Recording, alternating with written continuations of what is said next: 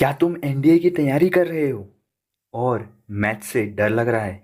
क्यों? क्योंकि तुम एक नॉन मैथ्स बैकग्राउंड स्टूडेंट हो।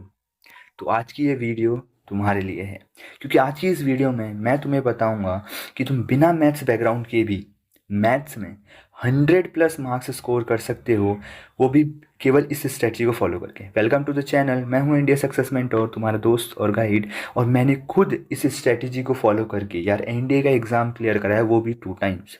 तो चलिए शुरू करते हैं। सबसे पहले तुम्हें अपनी प्रॉब्लम्स को समझना है कि तुम एनडीए मैथ्स में क्या क्या बेसिक्स प्रॉब्लम्स आ रही हैं। सबसे पहले प्रॉब्लम्स दो ही चीज़ों की वजह से आती है। पहला है कि तुम्हारे बेसिक्स कमज़ोर हैं, और दूसरा है तुम्हारे कि तुम लोग फॉर्मूलाज ही याद नहीं करते हो यार। बेसिक्स क्यों कमज़ोर है? क्योंकि यार हम लोग मैथ्स बैकग्राउंड से नहीं है। और फॉर्मूलाज क्यों? क्योंकि यार हमारा मन ही नहीं करता है। ठीक है, सबसे पहले यार जो उसका सिलेबस है यार, उसका सिलेबस कुछ ज़्यादा बड़ी चीज़ नहीं है। सिलेबस क्या है भाई? एनसीईआरटी जो हमने पढ़ी है आज तक 9 से लेकर 12 तक का, वही तो सिलेबस है उसका भी, एनडीए का भी।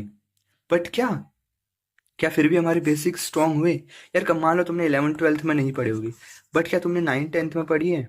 नहीं पढ़ी है, फिर भी तुम्हारे क्या है, बेसिक्स थोड़े से कमजोर है। बट अब यार अब क्या कर सकते हैं? सबसे पहले यार जितने भी चैप्टर्स तुम्हारे वहाँ आ रहे हैं उनके यार फॉर्मूलाज बनाओ। एंड यार ज़्यादा से ज़्यादा तुम क्या करो, अपने पहले बेसिक्स के ऊपर काम करो, फिर देखो यार एनडीए क्लियर हो ही गई। अब बात करते हैं कि तुम्हें अपनी फाउंडेशन कैसे बनानी है, मतलब कि तुम्हें अब कैसे प्रिपेयर करना है एग्जाम के लिए। प्रॉब्लम से बात कर ली, अब सॉल्यूशन दें। सबसे पहली चीज कि यार फाउंडेशन बनाते हैं। फाउंडेशन कैसे बनेगा? सबसे पहले यार हमें पढ़नी पड़ेगी एनसीईआरटी, वो भी कहाँ से? 9th से लेके 12th तक का। ठीक है, केवल एग्जाम्पल सॉल्व करो। ठीक है यार, केवल एग्जाम्पल सॉल्व करना और फिर देखना यार तुम इजीली निकालोगे यार।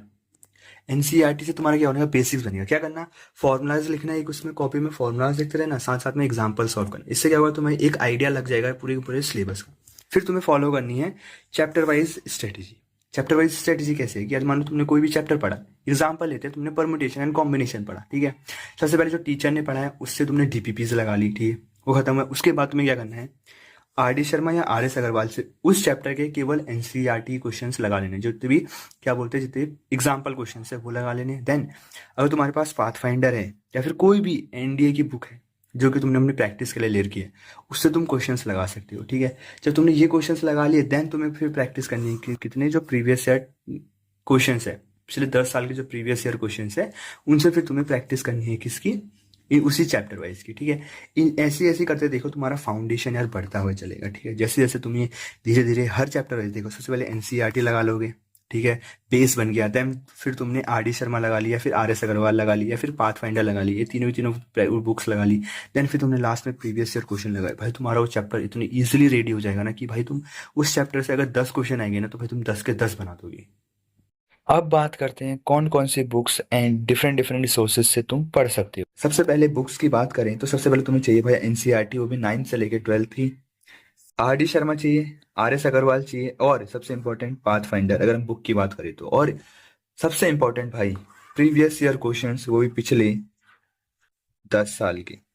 पिछले 10 साल के प्रीवियस ईयर क्वेश्चंस को तो तुम प्रैक्टिस कर लोगे तो तुम्हें पूरा का पूरा इंडिया का एग्जाम ही समझ में आएगा कैसे एग्जाम होता है। ये तो बात करी बुक्स की, इनको तुम केवल ही केवल लेना किसके लिए? भाई प्रैक्टिस करने के लिए इनको लेना, ताकि तुम ज्यादा से ज्यादा प्रैक्टिस कर सको इन सारी की सारी बुक से। याद रखना, एनसीईआरटी, आर डी शर्मा और आर एस अग्रवाल से केवल ही केवल तुम्हें प्रैक्टिस करने हैं, वो तुम्हें प्रैक्टिस करने हैं एग्जाम्पल्स। ठीक है, एग्जाम्पल्स ज्यादा से ज्यादा प्रैक्टिस करना केवल यहाँ से कहाँ से, बुक से। और प्रूव वाले क्वेश्चन मत कर। बात करते हैं तुम्हारे रिसोर्सेज की कि भाई हमें अब कहाँ कहाँ से पढ़ना चाहिए। पढ़ना तुम्हें, अगर तुम्हें फ्री पढ़ना है तो भाई यूट्यूब में बहुत सारी डिफेंस के चैनल्स हैं जिन्होंने भाई पढ़ा रखा है एनडीए के बारे में, तो वहां से तुम पढ़ सकते हो एनडीए के मैथ्स के बारे में। और अगर तुम्हें पेड पढ़ना है तो भाई पेड उनके बहुत सारे बैचेस आते हैं। ठीक है, उनके ऐप्स से तुम पढ़ सकते हो बैचेस खरीद के। और तुम्हें पेड पढ़ना है तो बैचेस से पढ़ो, अगर फ्री में पढ़ना है तो यूट्यूब में बहुत सारे चैनल्स हैं जिन्होंने बहुत सारी प्लेलिस्टें निकाल रखी है, वहां से तुम पढ़ सकते हो। प्रैक्टिस बुक से करना, पढ़ना है तो रिसोर्सेज से पढ़ना, अगर फ्री पढ़ना है तो यूट्यूब, पेड पढ़ना है तो। अब बात करते हैं कि तुम्हारा डेली का प्लान कैसा होना चाहिए। डेली के प्लान को अगर मैं बात करूं मैथ्स के लिए, तो तुम्हें यार दो चीजों में डिवाइड करना है। एक है भाई तुम्हें 1 से 2 घंटा देना है कॉन्सेप्ट के लिए, जिसमें तुम वीडियोस देखोगे और समझोगे कि आज के चैप्टर में बात क्या हो रही है, किस कौन कौन से कॉन्सेप्ट से। और फिर 1 से 2 घंटा केवल ही केवल प्रैक्टिस से। ये बढ़ भी सकता है। ठीक है, मान लो कभी कभार 2 से 3 घंटे भी हो सकता है, या फिर 3 से 4 घंटे भी हो सकता है, तो उसमें कोई प्रॉब्लम नहीं है। ठीक है, प्रैक्टिस ज्यादा से ज्यादा होनी चाहिए। हमेशा याद रखना, दो चीज़ों के ऊपर हमेशा काम करना, एक है तुम्हारा कंसिस्टेंसी और एक है प्रैक्टिस। कंसिस्टेंटी और प्रैक्टिस पे ज़्यादा जाकर बात करते हैं शॉर्ट ट्रिक्स के बारे में, जो कि तुम्हारी स्पीड एंड एक्यूरेसी को बढ़ाएंगे। ट्रिक्स किसके लिए भाई? हमारी एक्यूरेसी और स्पीड्स बढ़ाने के लिए। एक्यूरेसी और स्पीड बढ़ाने के लिए किसमें? एनडीए के मैथ्स के एग्जाम। सबसे पहले हमें क्या काम करेगा? वह तुम्हारे क्या बोलते हैं, फॉर्मूला शीट। भाई फॉर्मूला शीट जितना ज़्यादा तुम्हारी फॉर्मूलाज याद होंगे उतना ईजी हो जाता है कोई भी क्वेश्चन सॉल्व करना। दूसरा भाई शॉर्टकट मेथड भी सीखना।